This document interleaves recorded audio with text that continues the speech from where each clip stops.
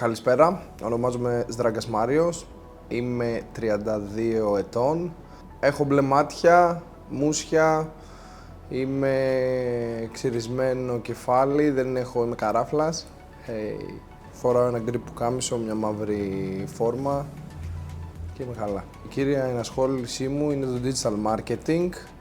Έχουμε φτιάξει ένα 360 digital agency γύρω από την εταιρεία που τρέχω.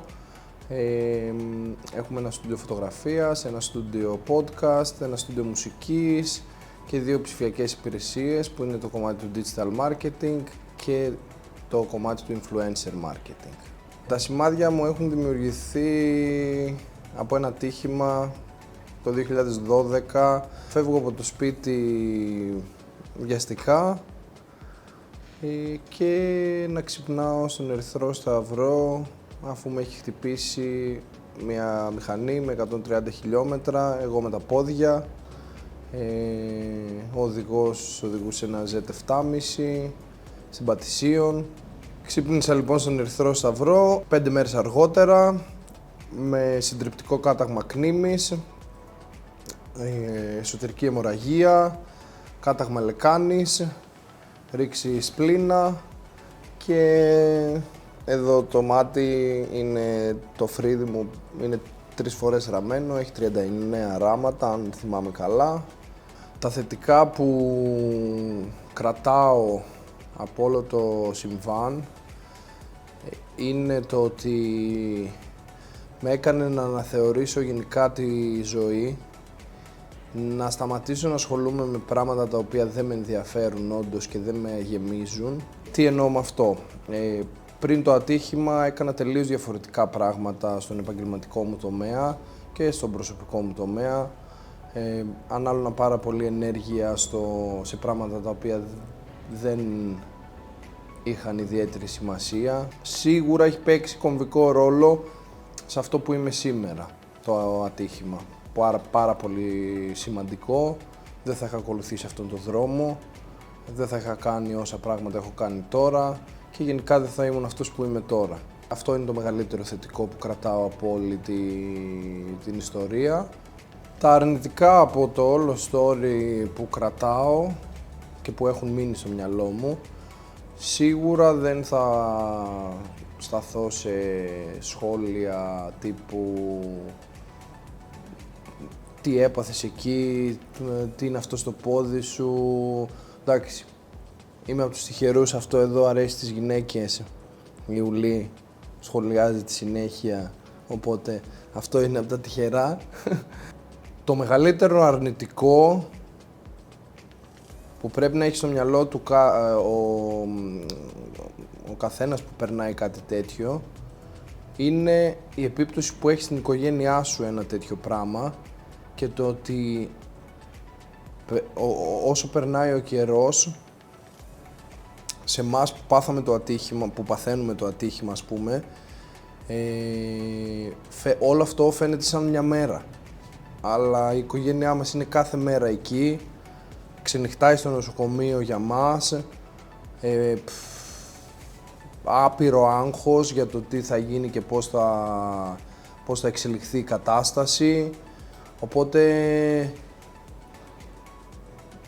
σε εμάς περνώντας ο καιρός όλο αυτό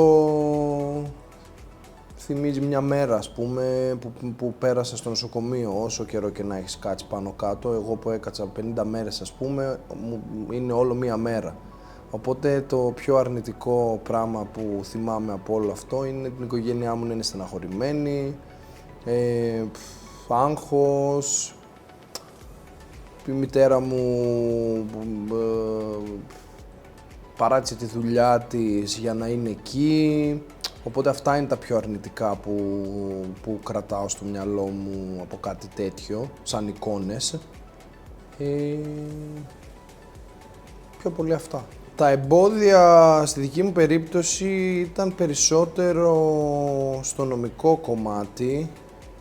Δυστυχώς ο άνθρωπος που οδήγαγε τη μηχανή έπεσα σε περίπτωση μόλις είχε βγει από τη φυλακή, ήταν μπράβος, νύχτα, τέτοια πράγματα, οπότε δεν ασχολήθηκαμε ιδιαίτερα με τον ίδιο παρά με την ασφαλιστική.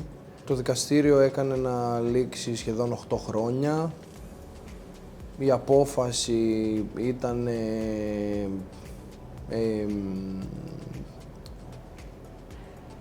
χειρότερα από μηδενική και γενικά υπήρχαν πράγματα όπως ας πούμε ένα που μου έχει μείνει πάρα πολύ έντονα στο μυαλό.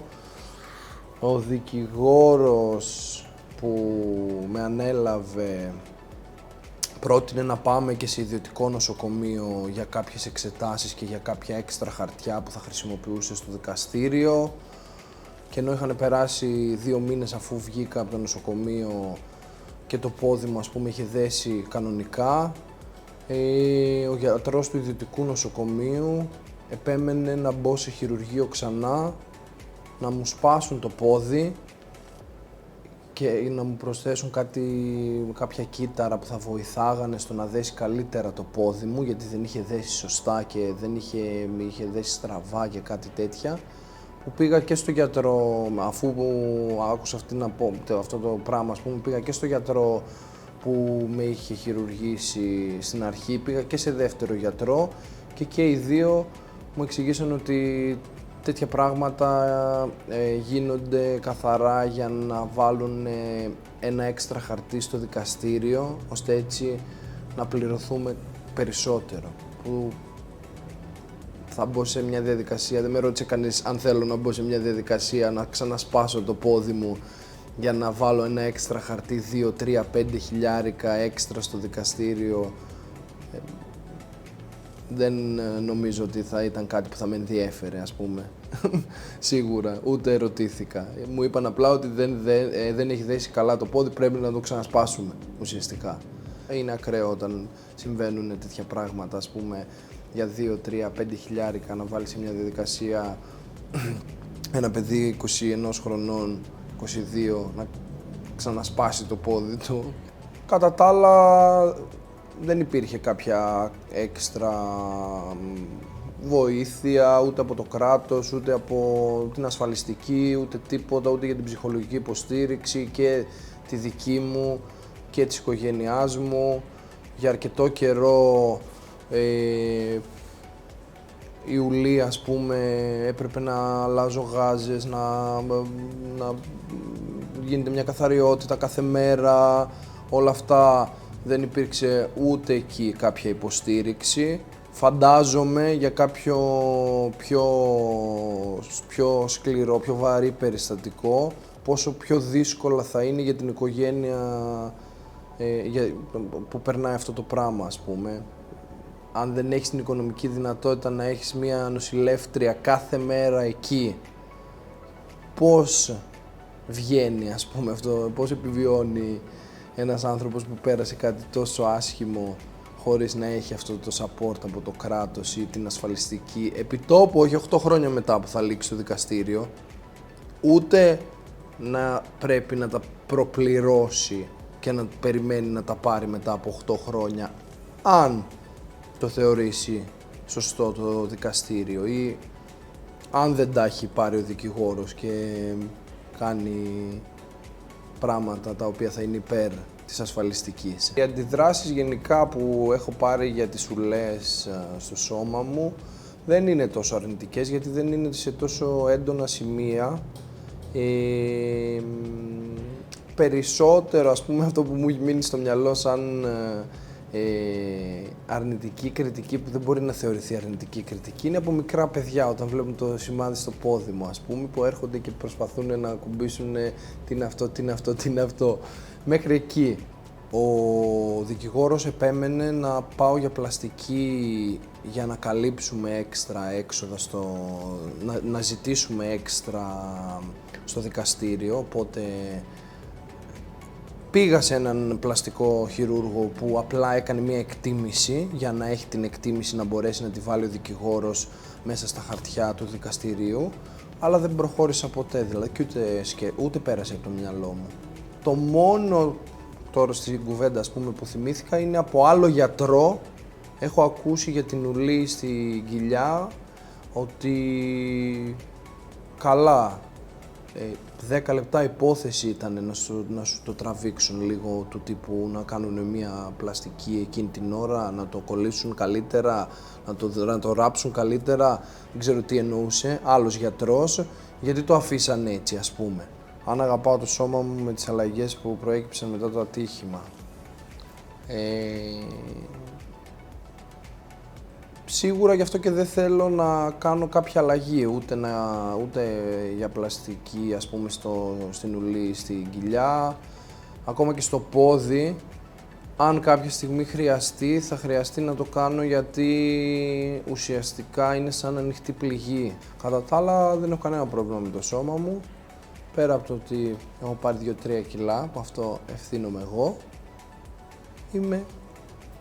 Αυτό που θα έδινα σαν συμβουλή, αυτό που θα έλεγα σε κάποιον που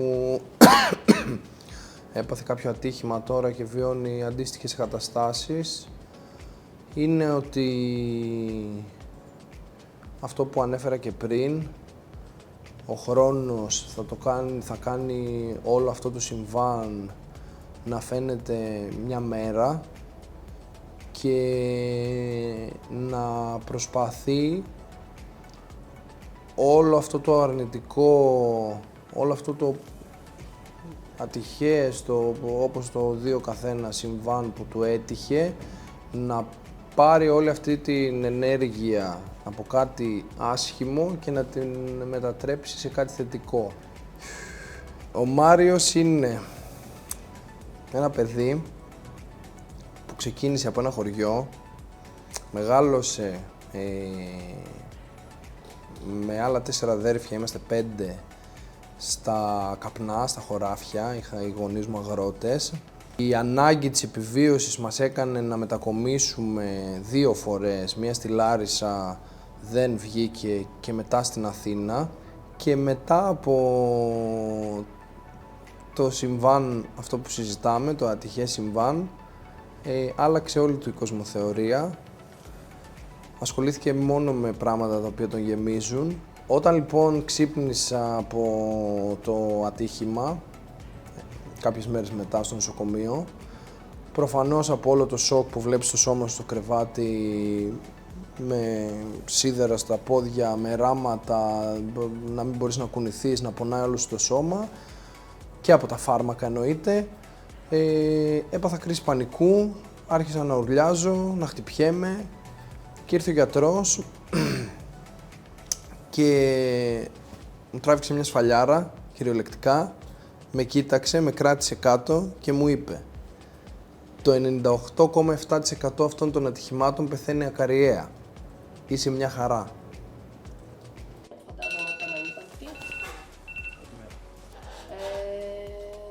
Γενικότερα αυτό για το γεποντάζ. Αυτά απαγορεύονται στις συνεντεύξεις, κύριε Μάριε. Ισχύει.